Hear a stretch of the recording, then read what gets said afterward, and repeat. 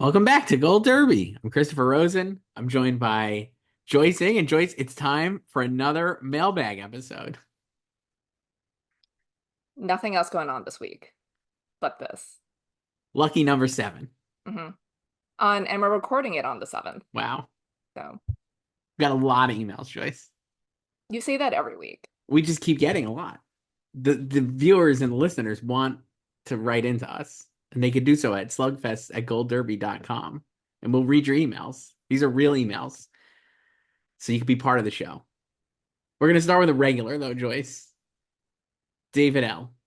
Wow, you teased this yesterday. I did. Got some good ribs in on me. That's why I was like, I gotta read this. Hi, Joyce and Chris. It's someone who's taking a moment of silence for the state of our country post-election, David L. First off, congrats on your weekly show, still going strong. And this week marks the 2-year anniversary of when you first started reading emails. Wow, I didn't even know that. I This didn't is this either. is this is very parasocial behavior. What are you gonna do to celebrate, Joyce? Think about it while I keep reading. Absolutely nothing. Think about while I keep reading. I went back and watched your very first Slugfest when you debuted in February of 2021. Back when you were still wearing those weird gigantic headphones, Chris, and when you were recording from your bunker closet. And how far you've come and have slightly improved. Quick question. Slightly. Why the gigantic headphones and not earbuds like the other editors use?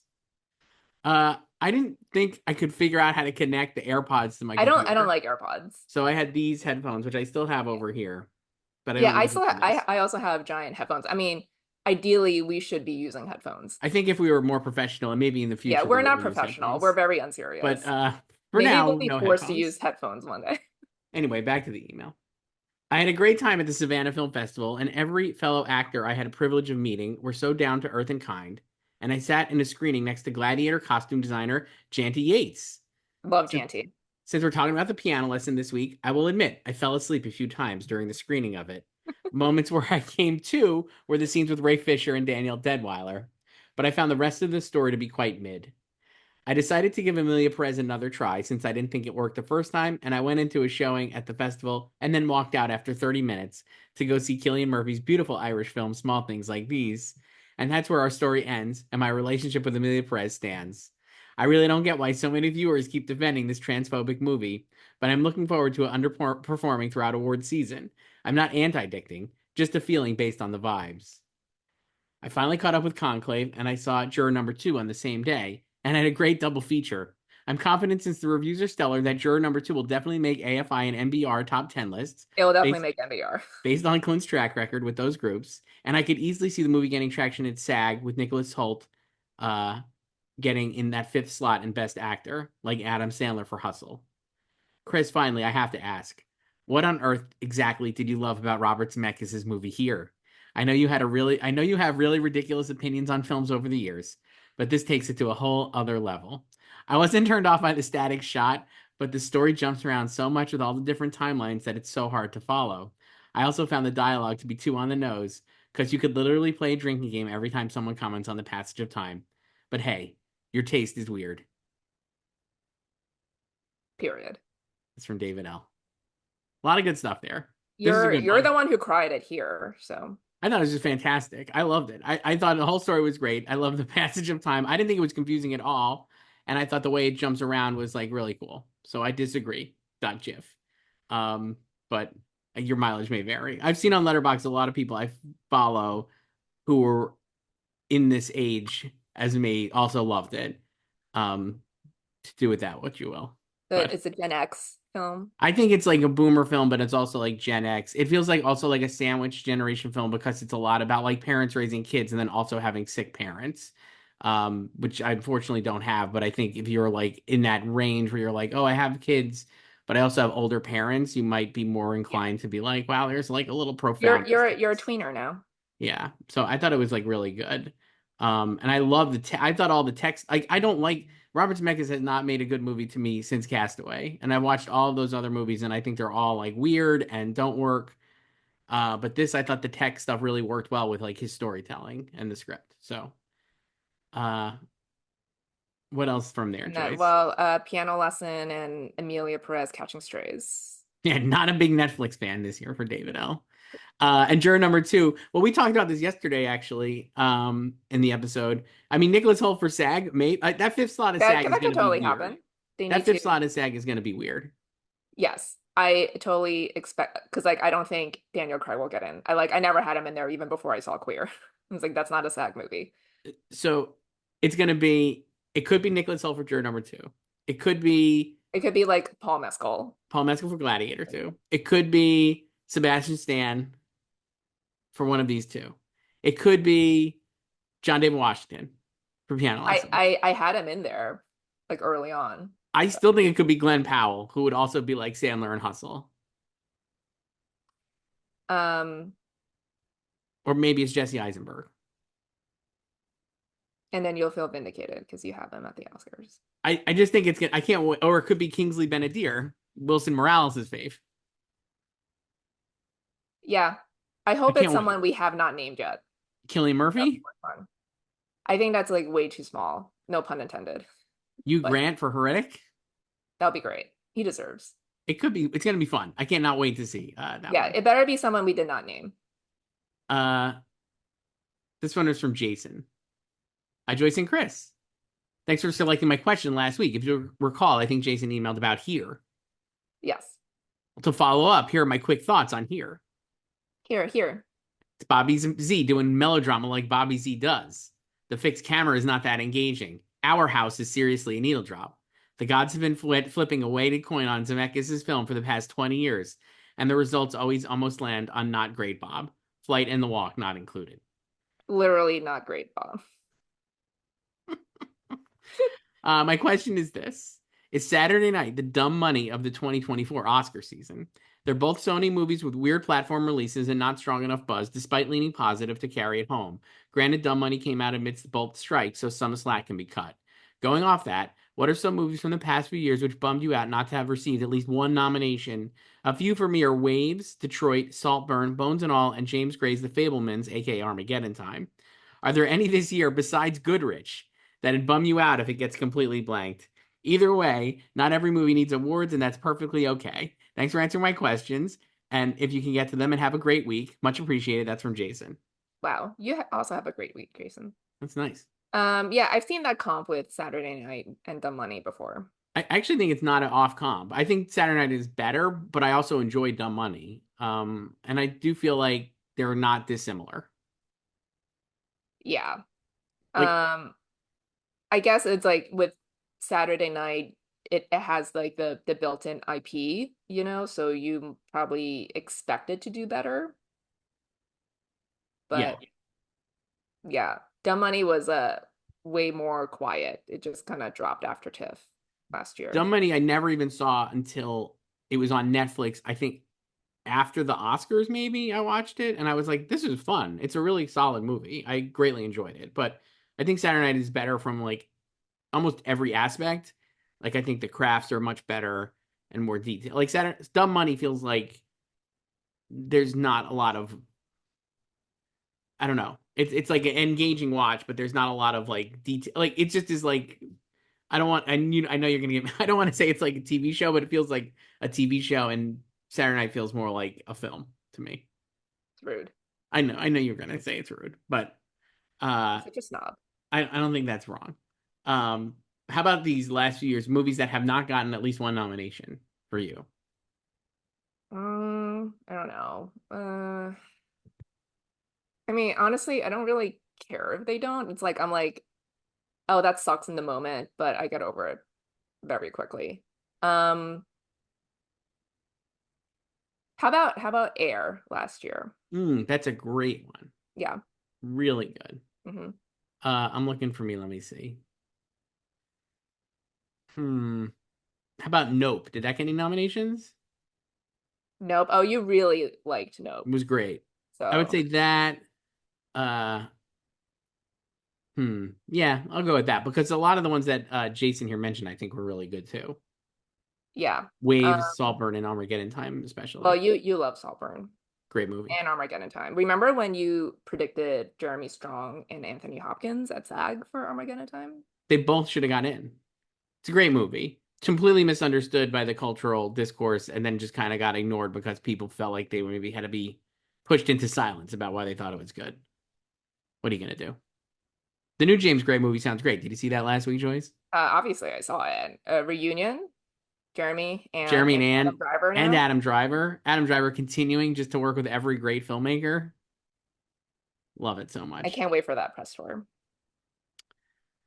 This one's from our Omar, first time emailer. Hi, Joyce and Chris. What effect will the results of the presidential election have on Oscar votes? And looking ahead to Oscars 2026, with the Michael Jackson biopic moving to October of 2025, what are its chances? Big fan of the show. It's from Omar. I love it's Oscar votes. Yes. Um, well, we kind of talked about this yesterday with The Apprentice specifically, but broadly, I think a lot of people think it'll be kind of similar to 8 years ago. I feel like I don't know how it will be. I don't know. Yeah, I don't know how it'll be either. I think that people think because Moonlight won last time, he won, that they think this might be similar, but I don't know if it necessarily will be because it's like this is our second go round and the race is also different. I because like last time obviously La La Land was the front runner the entire way and it stumbled at the finish. And right now we don't really know, we don't really have a front runner. It feels like a lot different in terms of the movies because there's no like A and B and like no Yeah. old versus new, And right? like maybe we'll have like an A and B in January. So But I do think, I mean, I felt like this anyway. Like I think the vibe is like more, uh, could be more like I want something that I feel good about. yeah, like I think in general, um, the industry and Oscar voters are not as highbrow as people think they are. Certainly they're more like erudite in film than like the general audience. But I think broadly they still want to be entertained when they watch a movie. And and I feel like that, especially this year, which I think would give a slight leg up to Emilia Perez, like politics or uh like discourse aside, of these contenders. Also, Nora, I think, is like kind of like a Yeah, hat there's a like. lot of like crowd pleasing But films in the mix. one thing I was wondering is this: so Conclave is ascending, having a great time at the box office, people really enjoying it. I was talking to somebody yesterday, and she was like, "Oh, Conclave is dead now because no one's going to want to care about a movie about like backroom political machinations." But it's a fun movie about background political machinations, and then the ending with a twist is and like Ray finds his character's like reaction to it and how they handle it, I think is what people want. Not maybe not want, but it's like a nicer ending than It's like the like the alternative. Sorkin-esque vision of Yeah. politics. Maybe. I didn't agree with that take. I was just throwing it out there. Yeah. We listen Um to all viewpoints here, Joyce. Conclave, I mean, that I don't I think that's a movie that's very hard to find someone who does not like it. And I don't think it would be impacted by the election like that at all. I, I don't think people think deeply like that. It's like, oh, Trump won. I got to do this or that with my vote. I really think the only one it's going to impact is The Apprentice aggressively because I think no one's going to want to watch that. If they haven't seen it already, I can't imagine people being like, you know what, I want to watch this. It's, yeah, it'll be interesting to see. Like, I mean, the film's already out and it's now out on VOD. So, yeah, it'll be interesting to see like how they continue or how they pivot Hmm. their campaign after this week. So, Uh, this one is from Duarte, first time emailer. Hi, Joyce and Chris. I've been following you since last award season, and I must admit I was one of the fools who doubted Cillian Murphy until the very end. On the flip side, I was among the few who accurately predicted nominations for Sterling K. Brown and America Ferrera. Speaking of America Ferrera, I'm sensing a parallel happening between Barbie and The Substance. Having seen the film, I wasn't particularly blown away by the performances, and I think Demi Moore doesn't have much to work with, which is why I believe she won't get the nomination like Margot Robbie didn't. Margaret Qualley, on the other hand, while she doesn't have a scene-stealing monologue, she plays a crucial role in the film's climax. In a year where the supporting category feels weak, I think she could slip in, much like America Ferrera did, thanks to the overwhelming love for the substance. What do you think? And finally, as someone who hasn't seen Emilia Perez yet, what's up with Selena Gomez? I see her all over the place in pundits' predictions, and I can't really make anything out of that from the trailer. Is she that good that she overcomes the stigma around pop stars in film? Please elucidate me. Keep up the amazing work, and please do Oscars playback for the 2010s. Love It's from too soon. Portugal. It's too soon. Love from Portugal. That's from Portugal. we're international, Joyce. I mean, I think we know that from like our friend in Thailand, right? In the Yes. Philippines. Yes. Um, no, we haven't done the 2010s yet because it's too raw. It would be so much fun though, because I've It would seen those be, I movies. know that's what people want. It's like I think it's okay to do like the first half maybe, but we're too close. We're still too close to like Green Book and Parasite. It would be so much fun to talk about Green Book, one of my least favorite movies. So Like I think it's fine to talk about the King's Speech and Spike like Lee and I, not my cup of tea, Joyce. so Not my cup of tea. I mean I watched like the first I don't know like 40 minutes of Social Network the other night because it was on TV. One of the best movies ever made. Um, I like this. I like this. This is a good email. I was like, this is making me think. Well, here's the thing, which I thought at the time after I saw The Substance, the first thing I said after I saw it was, Demi Moore's not in it that much, and Margaret Qualley's amazing, and I think that's not wrong. And I wonder if this is right, where Margaret Qualley could be like a surprise nominee. Is Margaret Qualley the Judi Dench to Demi Moore's Catch Her on a Ball? Well, they're not in the same I category understand they're not in the same category, though. but like, is that the same vibe? Um no, I think the comp is the one he laid out with like Margot and America because they're in different categories. Like Katrina and Judy were in the same category. So that's like Paul Dano and Judd Hirsch. Right. Like the veteran usurped the younger actor who hit precursors. Um, but no, like I think Margaret, yeah, like they're co-leads, but I understand like the why they're campaigned in different categories because like Elizabeth is the Matrix. So, but they are obviously they're playing the same character and then they're not on screen at the same time, so they have pretty much even they nearly respected the balance with their screen time. Hmm. Um yeah, so like she definitely has she if she were to get in, she would definitely have a lot of screen time if that's something you care about, right? It'll probably be comparable to like Zoe Saldana, who's also a co-lead in Emilia Perez, versus someone like Isabella Rossellini, who's probably in there in Conclave for like 5 minutes. Hmm. So, and that's like a true supporting performance.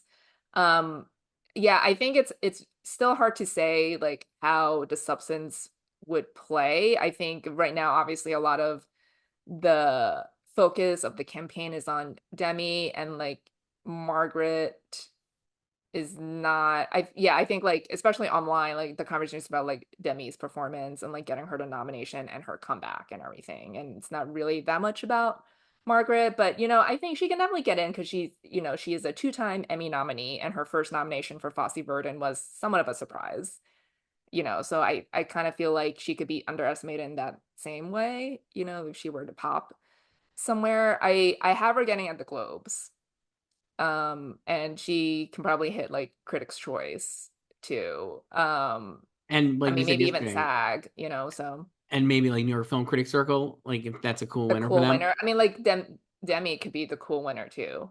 I don't think she's gonna win over Marianne Jean Baptiste though. No, I think Marianne could win there and then but yeah, like they could it's hard to pinpoint like which category they'll pick their cool winner in because they have options I in some of them. I guess I would say this in terms of the Margaret Qualley Nepo baby, like who is like beloved, I think, in the industry and has been in a lot of things even this year.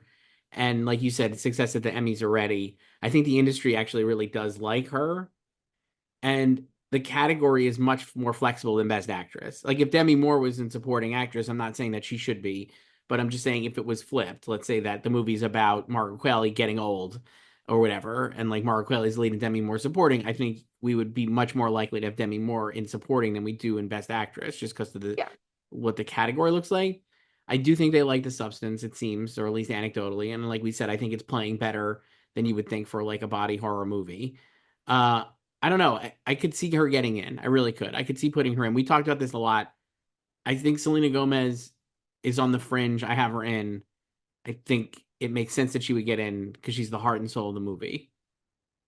But I also don't really get why people think there'd be a bias against her being a pop star. Like the Oscars have nominated singers and musicians before in and she's acting. also like on Only Murders for years. And while she only Yeah, just like got her first Emmy nomination, I think she's very she clearly, started as an actor. She was yeah, in Barney. she's very Like clearly an may actor. yeah, So maybe you didn't watch Wizards of Waverly Place. I don't think But Oscar voters did either. But I'm just saying, but like like Only she Murders helps. yeah, and like the Oscars have no problem not nominating and awarding singers turn. I mean, they gave an Oscar to Jennifer Hudson, Yes. who at that time was just Yes. an American Idol loser. Mm-hmm. Yep. Like she hadn't even launched her singing career yet. So, Uh, yeah, no, I don't. I think she could get in. I guess we'll talk about this category more, but I could see putting her in. I really could. And I think she, if you ask me now, I would say maybe she has actually a better case to be made for an Oscar nomination than Demi Moore. she has like the more open category, Correct. certainly.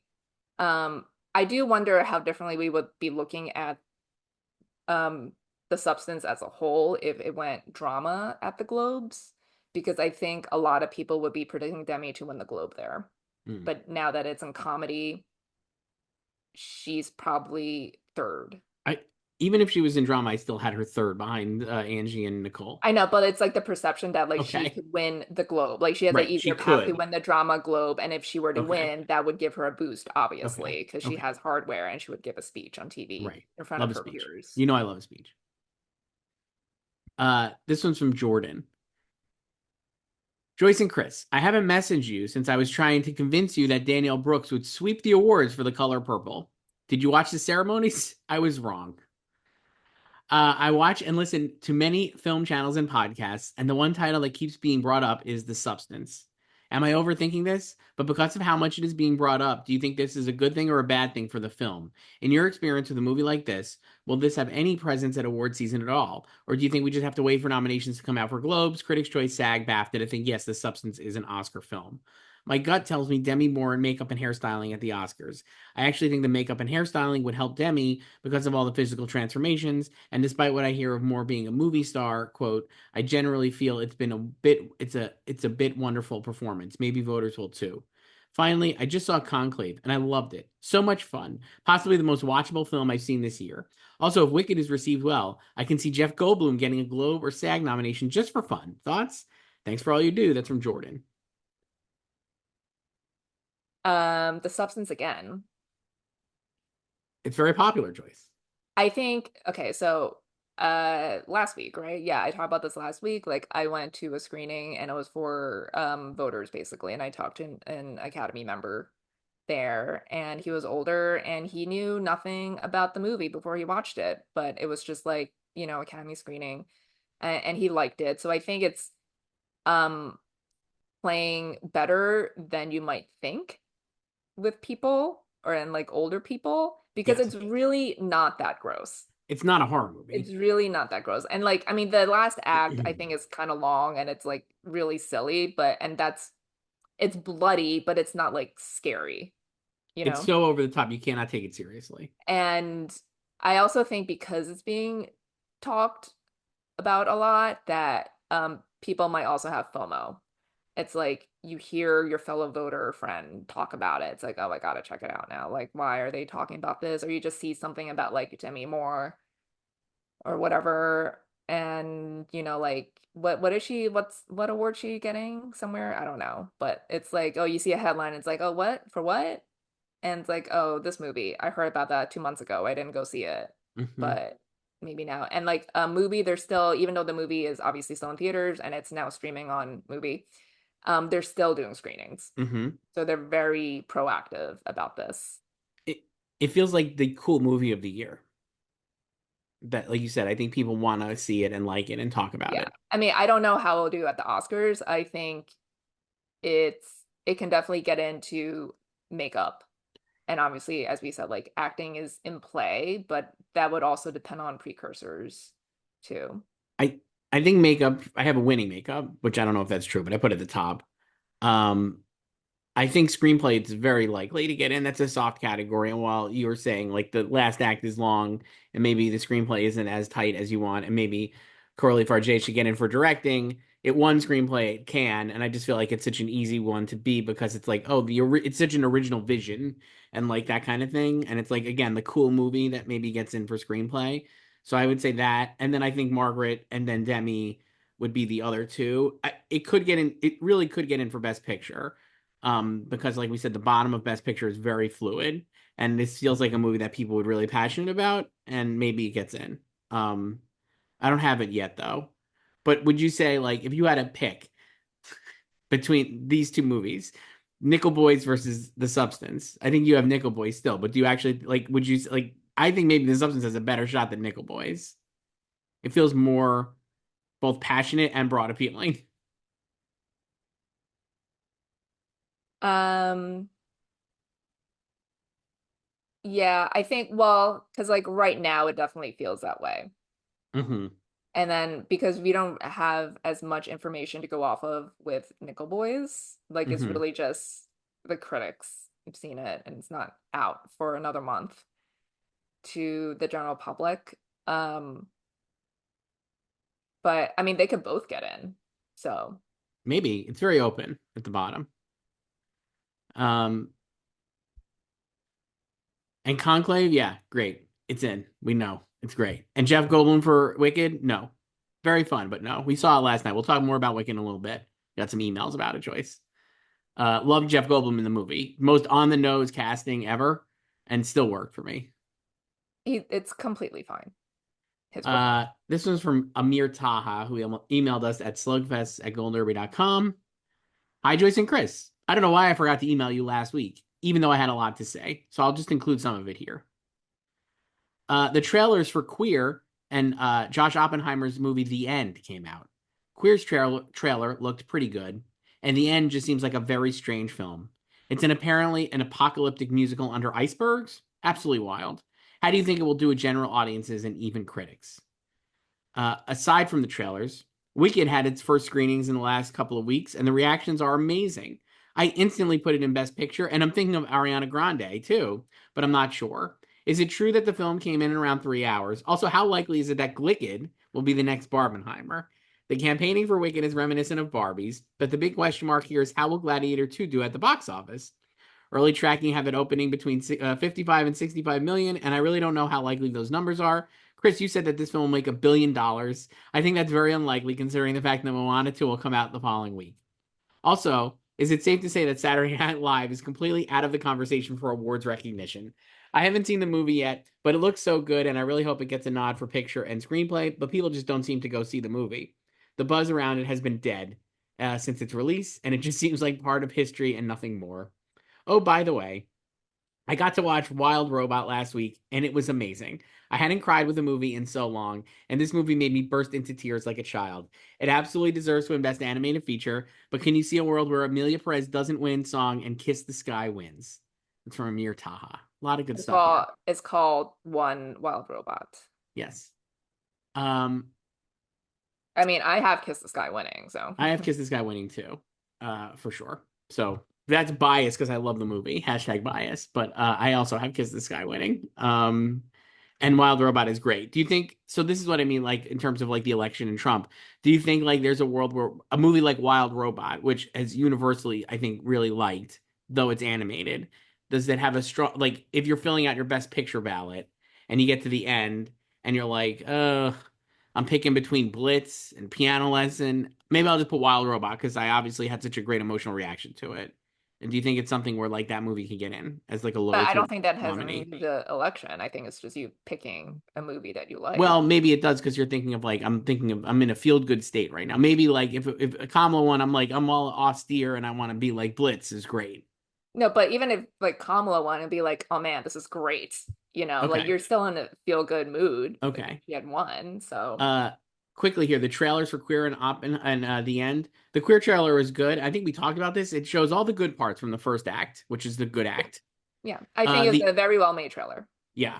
And while I didn't like the movie, I will say like all the stuff that I think you like in the trailer is what I think people who like about the movie will like in terms of like its crafts.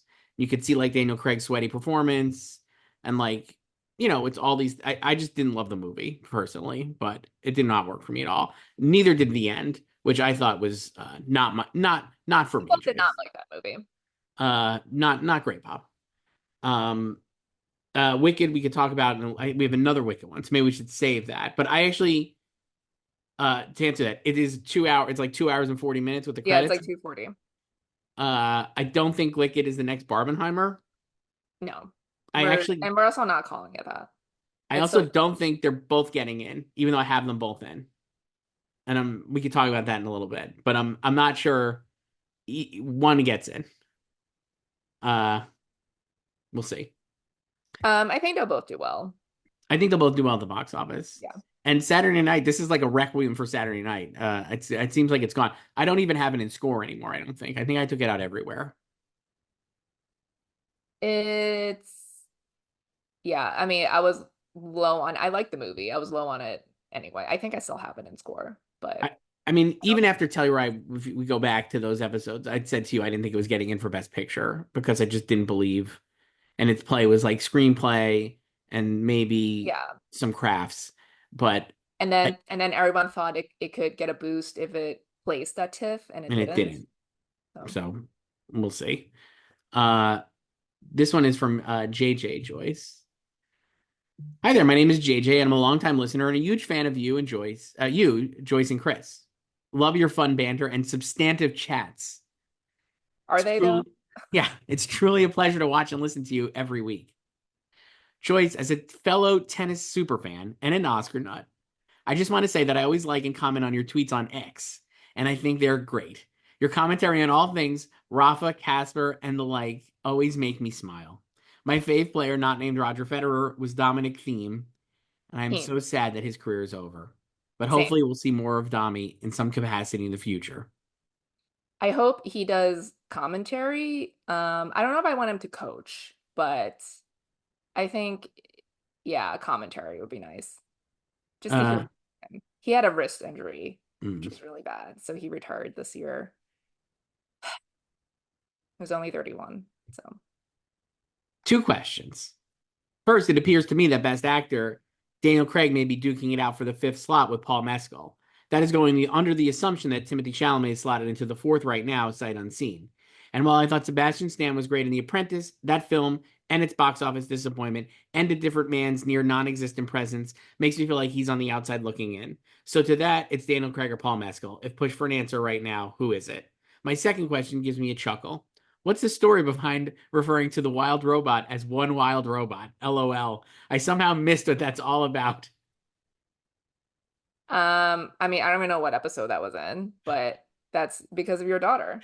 My daughter called it One Wild Robot. She wanted to Yeah. see One Wild Robot, and Mhm. that's just what we call it. It's a better title, frankly. It is. Yeah. So, uh, I know it's based on a beloved book, but our title is better. So, Yeah. um, One of my favorite things to do is to have nicknames for yeah, shows or movies, yeah, and that's how my friends and I refer to things. yeah. So yeah, Hunks in the Air is another great yeah, example. hunks. I love hunks. Um, Craig or Paul Mescal or neither choice. I don't even know. I'm so confused with that list spot in Best Actor. I would say if it's between the two of them, I would lean more Daniel, Yes, I think that's fair. but it could be neither of them. So I mean, one thing you said the other day that I thought was right is like, what if it was just Daniel all along? yes, And in a case where it's like you have basically four actors, or maybe just three actors for five spots, we're assuming Timothy Chalamet's Bob Dylan would get in.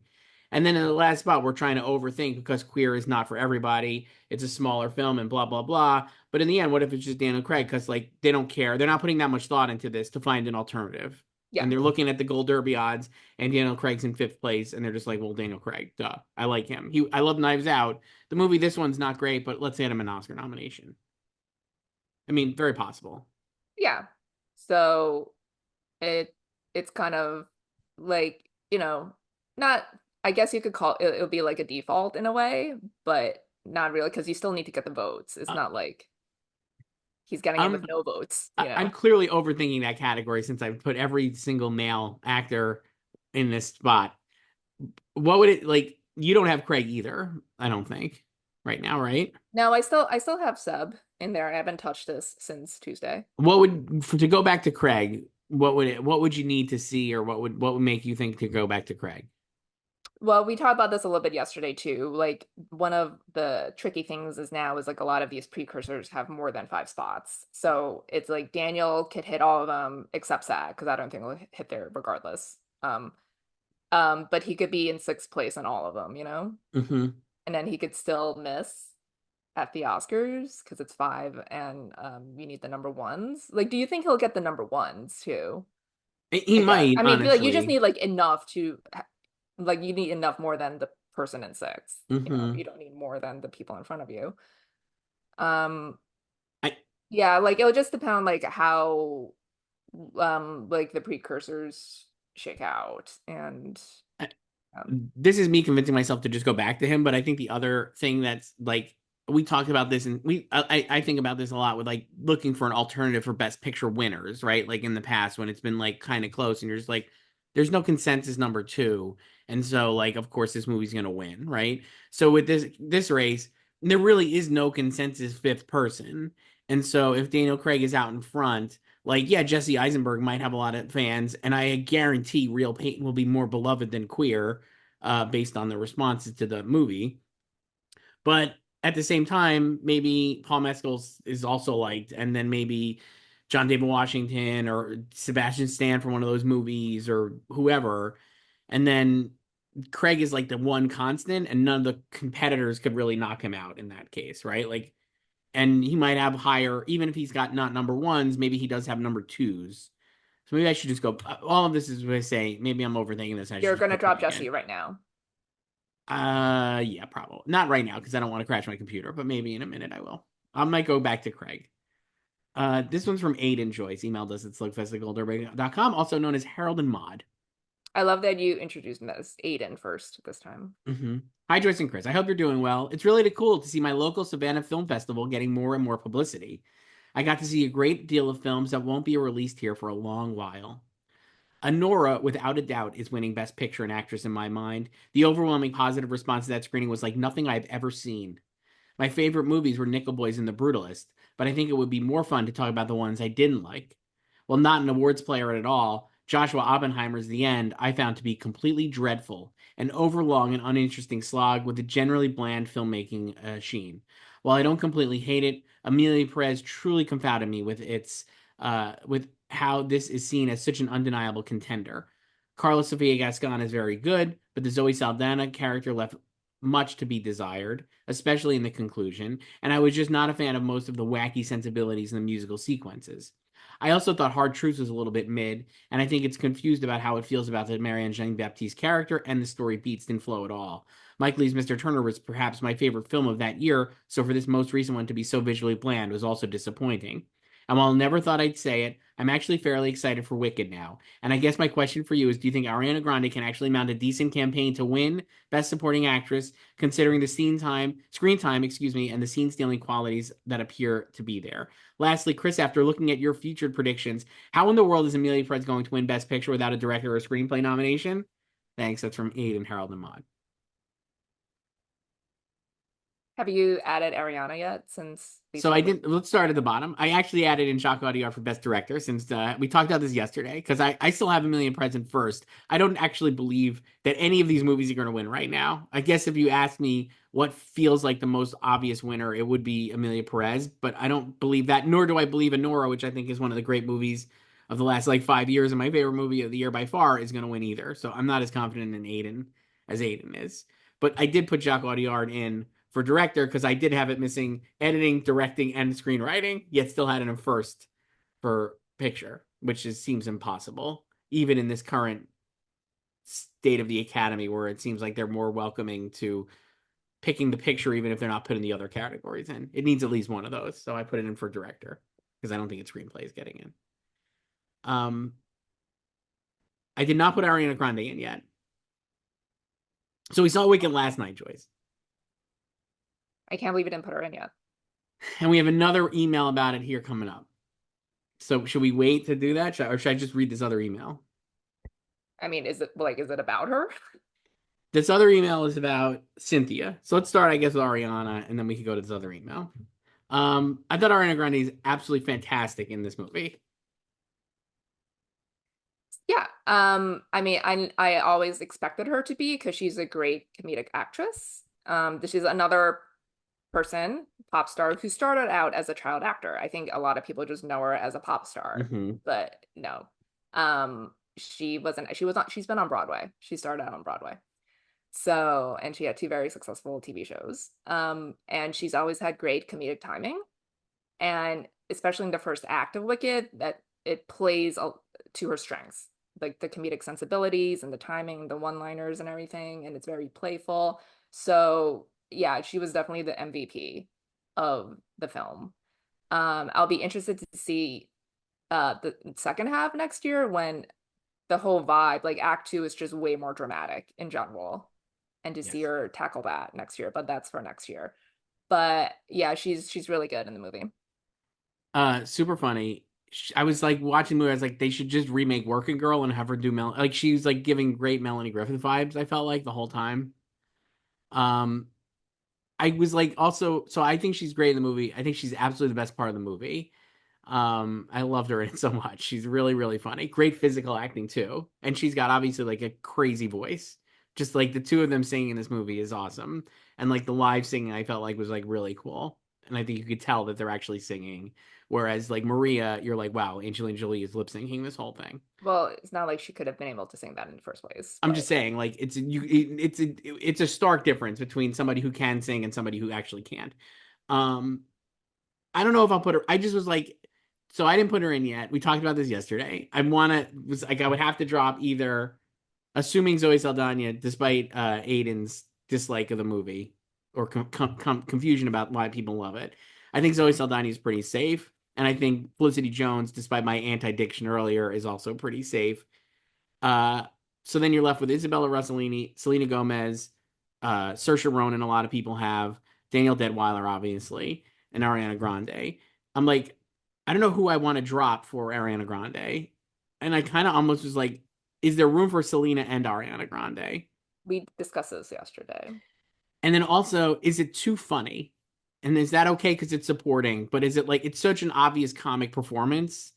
Like, I are would they say gonna there are serious beats in part one of her performance too. I mean, like the whole Ozdust ballroom scene when that's when they first become friends, Glinda and Elphaba. So like that, like she has dramatic moments in it, and obviously the ending when she doesn't go with her. So it's not like super dramatic, but it's there. And also like they just nominated Ryan Gosling for a comedic performance. right? But that's male. I'm like, do they penalize actresses because they're Why? funny? Like, I mean, if anything, most of the Oscar-winning performances for musicals are in supporting actress. Right. So then maybe I'll put her in. But I just don't know who I want to drop. You didn't put her in, obviously. You don't make changes like this. No, I'm still thinking about it, so I haven't done anything yet. But like I would say someone in a weak film is vulnerable, like Danielle Deadweiler. And so that maybe goes back to that, and maybe I drop her for Ariana. One thing I would say is like, again, I think she'll. I think there's going to be a lot of enthusiasm for her, so I think she actually could get like two, three votes, and even ones. And I don't know, is Danielle going to have that much enthusiasm? Like Zoe will have that enthusiasm. Danielle's great in the piano lesson, like we talked about yesterday, but like it's not like a performance you're like super enthusiastic about. I don't think, but maybe I'm wrong. It's well, I think in her case, like we talked about, like how the piano lesson is just very under the radar Hmm. right now. And obviously Wicked will be huge. So, Yes. um, yeah. And I mean, like we were jokingly talking about this yesterday, like, is there room for both Ariana and Selena And in so it? And it's like, why not if they love both movies enough, you know? So we talked about this too. Clearly, like Emilia Pérez is the online Oscars villain, but I don't think that's actually the reality of like how it's playing in these festivals, where I think you have more likely to have people who are either voters or in the industry or like Oscar voters. And so I think she's also like a great part of the movie, and she has like a lot of the emotional stuff in the movie. She really lands. So I think Selena is like, plus she's friends with like Meryl Streep and Steve Martin, and I think that will go a long way. And Martin Short, I think that'll go a long way to helping her get in too. Um, so I think she is pretty solidly in. But if she missed, I would not be shocked. Isabella Rossellini obviously has the smallest part of all these people, but Campaigning the most. campaigning the most and is an old school like OG Nepo baby Hmm. Like the Nepoist of Nepo babies. and has truly one of the most liked movies, it seems. Yes.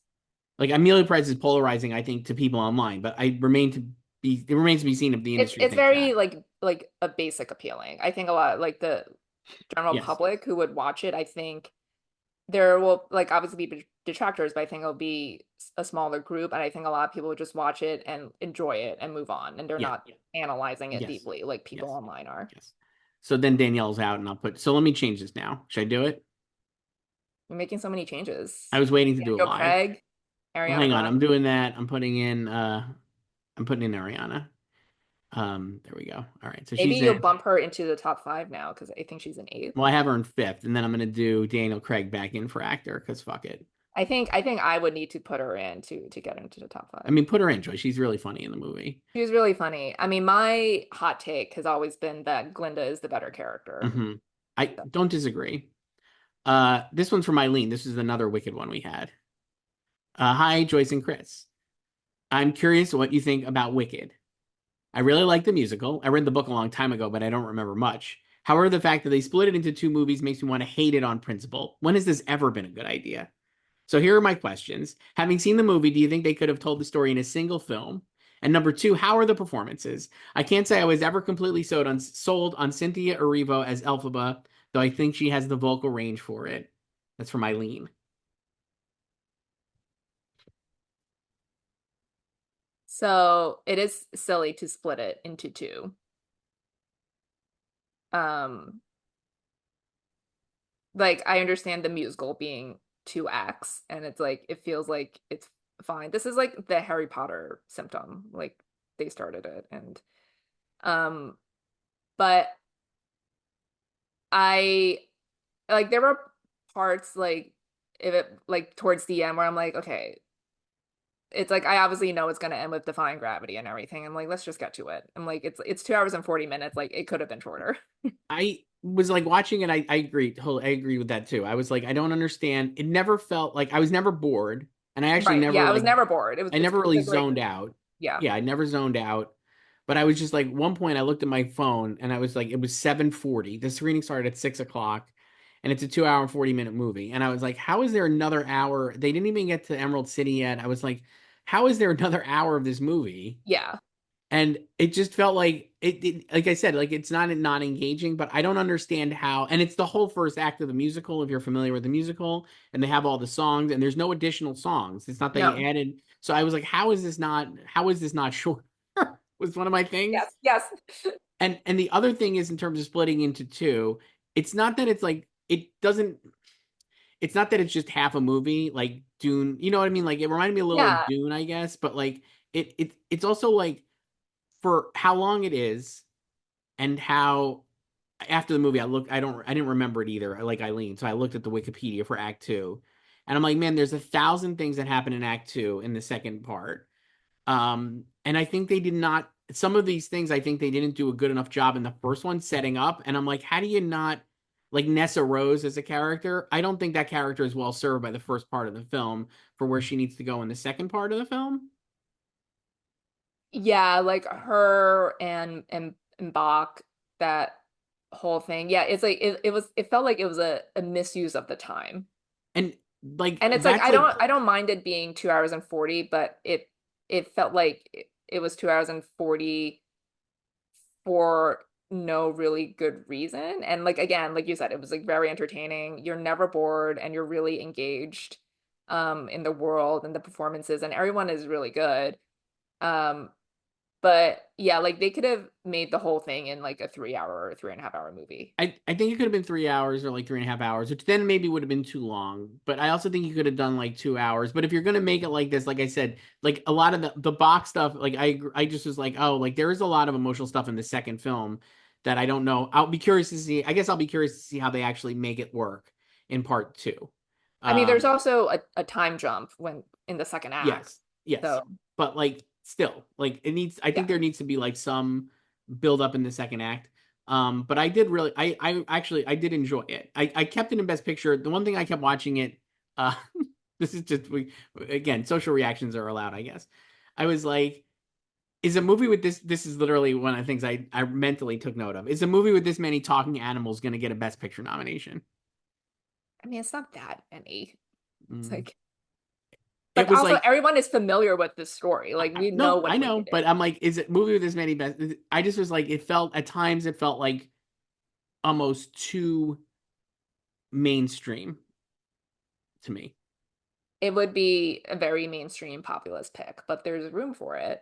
So There is room for it this year for sure, but at the same time, I was like, I wonder if it's too mainstream because I think it's going to be a huge hit. I thought all like one of the things I actually thought, I don't know if you agree with this, but I was like, I had it in a lot of the crafts categories and visual effects, and yet when I watched the trailer for it, I was like, some of this looks a little fake, but all of it looked great. I thought in like practice in the movie, it yeah, looked no, awesome. my friend was asking me that last night after I got out, and she was like, I can't take this seriously because it like the visuals just look bad. I was like, it actually looks fine in the movie, but I think it looks bad in all the marketing. I think it Like I looks can't just explain it. It's I like, think it's just because you're not like locked into what it is, but I thought all of it looked like real and yeah, like all the sets are awesome and like the pretty yeah the production all the design crafts are rules. great, and like I mean like there was like a viral tweet last week comparing the difference in the coloring between this and Wizard of Oz, because obviously that was like Technicolor is so bright and everything, and this looks like really washed out, but it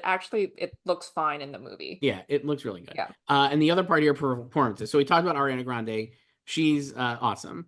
Cynthia Erivo, I feel like this is exactly right. Vocal range is great. When she's singing Defying Gravity, all her songs, The Wizard and I was She's like, always serving oh vocals. my God, she's so good. And like I said, this is they've been doing this since like Les Mis, which are like, oh, we're singing live. And a lot of times I just find it like such a bullshit like award season talking point. But here I just was like, wow, it really feels like they are. It felt like real. It felt like they were really Because doing it they in the have the scenes. voices to do it. And it just looked great. And I was like, she is so good anytime she sings. And then as Elphaba, one of the, like I was talking to somebody after the movie, and I was just like, I think she's just too like Elphaba is like snarky, right? Like kind of like the like Daria type, right? Or would you say? Or like it's like I mean, I don't know. I just felt like there's a little more edge to the humor. She uses like making people uncomfortable and her sense of humor to like make people uncomfortable because she's uncomfortable. And that's not how Cynthia Erivo plays it at all. She plays it very serious and straight. It it bumped me a little bit because I was like it felt like she and Nessa were kind of similar in a way. I mean, I think Nessa is like a little bit more bubbly than Elphaba, the way she plays her, but um yeah, I mean like that is could just be like her interpretation of the character. Um but yeah, it's like it's not like between like the way she plays the character and then Ariana's performance as Glinda. I think you can really see why that uh Ariana has dominated like all the social reactions thus I, far. I thought the exact same thing. I was like, oh, because remember, like, I mean, based on like the show and just in terms of the movie, and like obviously Cynthia Erivo is a great actor, so I was like, oh, like it would not have surprised me if people were like throwing her in for Best Actress. But then all the reactions were like not really mentioning her at all, and mostly Ariana. And then like I watched the movie and I was like, oh yeah, okay, now I understand. So Yeah, I mean, like again, I think Glinda is the better character, but Elphaba has like the signature song of Wicked, and you could say the better songs, yeah, she does. right? So like, and she is like the main character. Hmm. But I think they are co-leads. And Now I will say this too. I mean, I feel like people, if you're afraid of spoilers, I mean, who cares? But I was like, so spoiler. But at the end, obviously, she sings "Defying Gravity." We talked about this, and like, I love the way they did that. And I also thought like the way she performs that is incredible. And so you leave the movie like, oh, she rules. Like it's great. So it's great. But I guess they were just like, I think I'll be curious to see how real fan, like a lot of fans of the musical, think of her performance in the early stages because I just thought it was like it. I feel like you were saying like the second act is more dramatic, so the second film is going to be more dramatic, and I feel like she's absolutely going to be able to like crush those scenes in the second film, and I wouldn't be surprised if we're talking about her next year as like an Oscar nominee. But for this year, I was like, I just think it's way more like it's just the stuff she's maybe good at. It's very low key, her Yeah, performance. the stuff she's like probably really good at as an actor, she doesn't get to really do until like the end and then the second film, but she Yeah. still has to be in the whole movie. So that's like kind of it maybe. Um we got a couple more here. Hang on, let's see. Oh, this was another Wicked one. This is Anne Marie sent it, a short one. Where would you rank Wicked among recent musicals? Below West Side Story, Okay. above The Color Purple. What other ones have there been? Joker Folie à Deux. I haven't seen that, so I can't rank it. So, Um I also would put it so singing wise above West Side Story, but overall below West Side Story. mhm. Yeah, Um accurate. Joker way above Joker. Way above Color Purple. I would put Tick Tick Boom actually above it. I thought Tick Tick Boom was just great. Mhm. I loved it so Um, much. I haven't seen that in a while. Personally. Um, hmm. In the Heights, John Chu, another John Chu movie. Hmm. It's hard for me to like with Wicked, it's like knowing it's like only half of a story. That's also what killed me with some of like the really hyperbolic reactions that were just like, oh, this is now I understand why I needed two films. I'm like, it's like Did you're you? saying like you need two films to tell one story, and like 2 hours and 40 minutes was the time you needed to tell half the story. Like I actually liked In the Heights more. I was a big fan of In the Heights. I But would say like they're probably even for me. Matilda the musical on Netflix, I actually think is really good, but this is better. I haven't But seen that.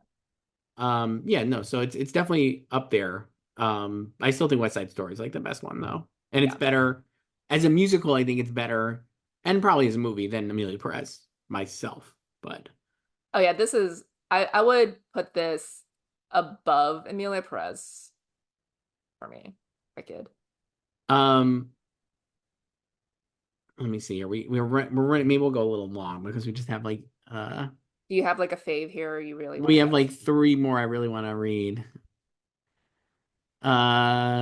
This one is from this one is from still not his campaign manager, Joyce, who you might remember as Sebastian Stan's Oh, not campaign manager. Seb and Kieran's manager? After the Hi Joyce and Chris, after the upsetting events of this week, do you think that some people end up dropping Sebastian Stan from their predictions, or Yes. do you think this might somehow be good for his campaign? Signed still not his manager. I think people are definitely dropping him. Yes. And probably have done so already.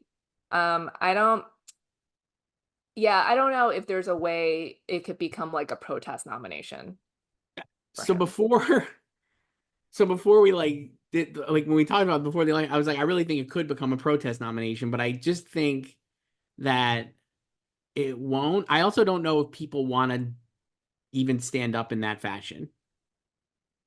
Yeah, I think we're using too much. I mean, I understand why, but we're basing a lot of our current predictions for just like everything, like human behavior from eight On years ago, and I 2016. don't know if they're gonna react the same It, way. it doesn't seem like it. Also, different elections, also different results, I would argue. We don't need to get into politics here, Joyce, but it just Yeah, felt like a different vibe in yes. 2016 versus And now. even in 2020, so it's like, Yes. yeah. But I did drop him. But I'm just like I'm not sure people are gonna want to watch it. I don't know. I think it's gonna be a tough sell. I think he needs like the like critics support, but then I don't even know if like the industry will go to bat for it. And I also think critics didn't love it. No, it's like doing like fine with critics, you know. It's not like there's no like a Nickel Boys fan club for The Apprentice. No. So And A Different Man, like we said, doesn't really exist. Out on VOD though this week. yeah. I mean, I don't know. It's like they need to find a way to bring that back for him.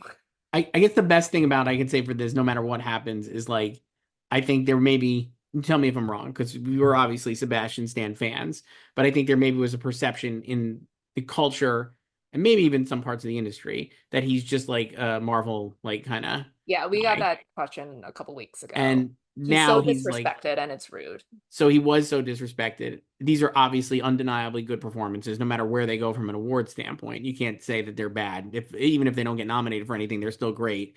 And so like the next few things, and next time he's here or in a movie, like I think he'll just be taken more seriously as a contender right off the bat. Whereas this year I felt like he was always behind the eight ball, maybe this year. Yeah, and I mean, we talked about this last time. It's just weird that people just still look at him as just like this, like no talented like pinup or something. Like he's been in Oscar nominated movies before, Oscar winning movies Yes. before.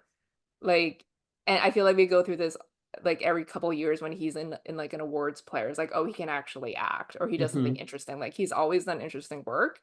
But yeah, I think with this twofer, it's like a, a a bigger stepping stone for him, I guess. So I hope the next time, maybe in like 2 years when he has like another player, um, people are not reacting the same way. It's like, oh wow, Sebastian Stan can really act. Yes. Um, this one we're gonna go a little over. This one's from Natalie. Hi, Joyce and Chris. This one is for Chris. Chris, how many times have you cried already this Oscar season, and during which films? Here. So here, weeping.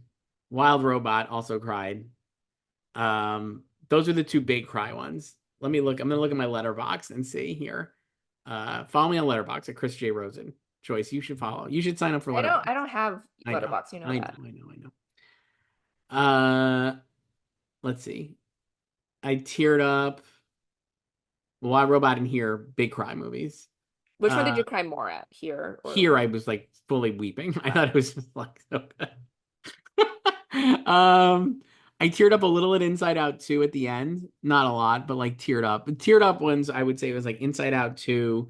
Emilia Perez, honestly, a little bit towards the end, I teared up. Wicked, I teared up a little bit.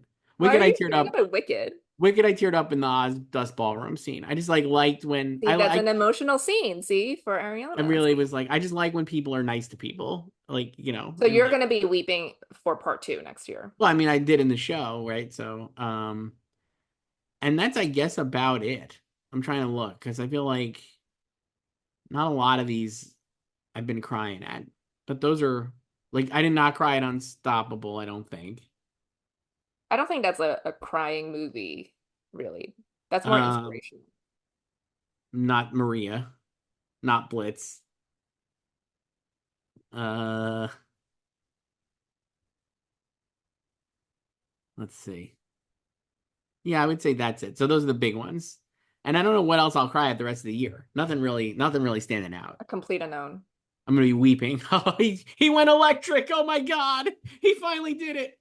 Uh, let's see. And here was one last my choice. We're over, but it's a sports one, and I gotta end it with this. We got to end with sports, obviously. If I didn't get to your email, including Gabriel, again, I'm sorry. Maybe Chris's burner account, Nick. I'll try to, I saved some of these and we'll try to read them next week. But email again, email at slugfest@goldderby.com. This is from Alex. Hi, Joyce and Chris. The Athletic recently ranked the Mets as 16th in its way too early power rankings for 2025. How does this make you feel? Where do you think they should be ranked? Thanks. Not 16th. That's from Alex. They should be So in the top 10. I'm looking this up now. Hang on. Let's see. I saw Athletic. this. I mean, I no longer read The Athletic, because they're washed. Okay, so And their tennis coverage is also bad. So we have a real issue just in general of media companies covering sports. yes, It's an epidemic. I'd say yeah, they're all bad. When New York Magazine does it, I want to like shoot myself into the sun. It is the worst sports coverage. Stay in your lane. Write about congestion pricing. Don't write about the Mets and the Yankees. The Athletic I read for their fantasy coverage sometimes. sure. Um, But yeah, they put the Mets in 16th. completely disrespectful. Who wrote this? Let me see. Just the staff. Completely disrespectful. Not even a byline. No, the Yankees are in 6th. The worst fundamental bullshit team ever seen. The Mets finished last year in Oh, 9th. they have a blur bylines on all of them. So Okay. yeah. Uh, this makes no assumption. I'm just going to read this because I just can't. They're making fun of the Mets for losing a lot of their guys, or like saying, oh, they haven't made blah, blah, blah. The Mets will surely be players in the Soto sweepstakes and will be considered free agent sessions, while Mets fans can sometimes be haunted by fatalism, blah, blah, blah. I have no idea why they're 16th. They're behind No, like the Cubs and the Royals, they're behind the Cubs. Who else is the Tigers, the the Mariners. Tigers, the I Guardians. mean, this is a sham. The Guardians have one pitcher. I guess if you look at the Mets right now with their 12 free agents, yes, because they only have like they can't even field a roster. I would say they're not Right. going to But do like well. it's like you understand they have this space to get all the pieces in place and the money. One thing I noticed, again, I don't really watch a lot of national media anymore, but watching the playoffs, I was shocked at how much there was just an absolute discount and not bias against the Mets, I would say. Yeah. Well, it was the whole thing with the playoffs was just like everyone just wanted like it was corporate propaganda. They just wanted Yankees and Dodgers. And then like that was what all the media covered. It was trying to like will into existence. And then so much of the athletics coverage, it was like this, okay, this is what bothered me. Like during the World Series, these were some of their headlines. Like in a World Series built on stars, Shohei Ohtani's absence would be diminishing. It's like they're just obsessed with like the generic mainstream storyline. And then after the World Series, greatest player ever question mark after Shohei Ohtani's first World Series title, there's a quote legitimate argument. Like he barely contributed to the World Series. It it's a problem. And so the Mets were not taken seriously, and so now they're still not taken seriously, which I don't mind because like, that's fine. And It's when we fine, win yeah. win the World Series next year, it'll be Listen, great. you don't need to put them in number one, but just make it realistic, the ranking. I mean, putting them behind the Cubs is like absolutely disgraceful. All right. So we're way over, but we needed to do this. That was our sports rant of the week. We didn't do one last week, No. so Email us at slugfest@goldderby.com with your sports questions, and then also about other things like Wicked and whatever else. Next week, Joyce, we're going to talk about Emilia Pérez, which is on Netflix starting next week. like everyone hates now. We still haven't The talked hate about it. train is starting. Uh, So and that's it, I guess. We'll see what else. Email us at slugfest@goldderby.com, and we'll be back next week. All right. Bye, Joyce.